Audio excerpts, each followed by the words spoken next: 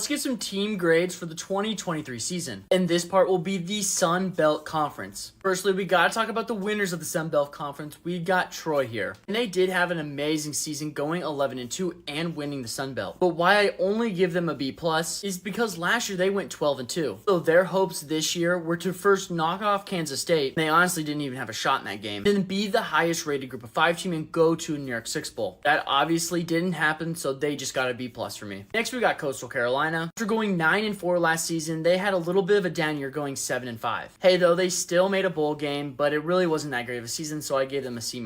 Next, we got Old Dominion, and this was a step up from last year, only having 3 wins last year and now going to a bowl game with 6 wins. So for that, they get a C+.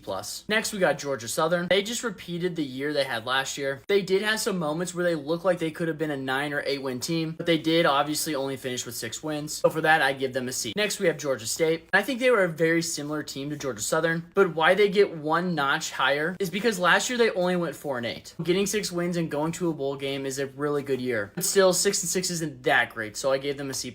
Next, we got Marshall, and they had a bit of a down year, going 9-4 last year and this year going 6-6. Still though, when you're a middle of the road group of 5 team, going to a bowl game is a really good season. But for those reasons, I give them a C. Next, we got UL Monroe, and there's no beating around the bush here. They were pretty awful. Going 2-10 and being very lifeless in many games, they deserve a D-.